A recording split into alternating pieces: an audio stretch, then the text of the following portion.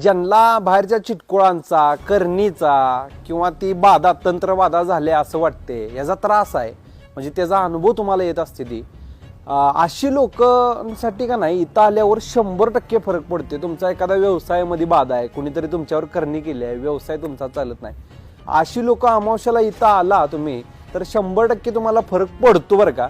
परंतु ते खरंच पाहिजे, म्हणजे तुमच्यावर कुणीतरी खरंच करणी केलेली पाहिजे, तंत्रबाधा केलेली पाहिजे, काहीतरी वाईट तुमच्याबद्दल केलेलं पाहिजे, तरच तुम्हाला फरक जाणवणार. तुम्ही जर इथं आला आणि म्हणला की चला आपण चेक करू, फक्त चेकिंगसाठी खरं आहे का खोटं आहे असं मनात जर तुम्ही आणलं बघू जाऊन, तर तुम्हाला फरक जाणवणार नाही. परंतु तुमच्यावर जर कुणी असं भाऊभाऊकीनं ह्याच्यासाठी त्याच्यासाठी शेजारी पाजाऱ्यानं एखाद्याला तुमची व्यवसायात प्रगती बघू वाटत नाही, बघवत नाही, अशा वेळी जर तुम्ही आला तर तुम्हाला मात्र 100% फरक कुठं तर जाणवते असं वाटणार. आता विषय काय आहे माहिती का, अमावस्याला का नाही या ठिकाणी भरपूर गर्दी होते. म्हणजे जी लोक ज्यांच्याकडे चिटकुळ आहे, जी लोक करणी करतात ती सुद्धा इथं देवाला येतात. ज्यांना ही त्रास आहे, ज्या लोकांना ही त्रास आहे ती सुद्धा येतात आणि साधे भक्त सुद्धा येतात. त्यामुळे अमावस्याला तुम्हाला इथं जबरदस्त अशी गर्दी बघायला मिळते. पण महाराज तुम्हाला सांगतो यांची साधना करणं पण तेवढी सोपी गोष्ट नाही.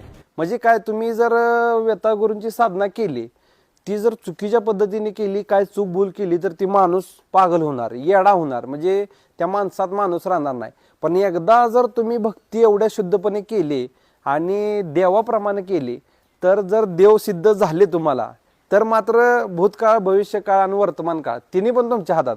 तुम्ही नुसतं मनात आणायचं मला ही गोष्ट पाहिजे, ती गोष्ट तुमच्या बरोबर घडणार असं इथं सांगितलं जातं. आता तुम्ही म्हणणार की ही काय विषय आहे, आम्ही शिक्षित आहे, आम्ही शाळा शिकलोय, आमचा या गोष्टींवर विश्वासच नाही.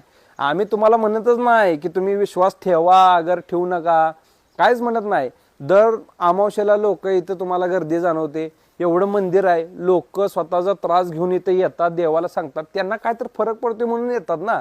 त्यामुळे तुम्ही जज करू नका की बाबा ना ही खरं आहे का खोटं आहे, तुम्ही फक्त माहिती म्हणून एक बघा आणि आपल्या भागातला विषय म्हणून तुम्हाला सांगायचं.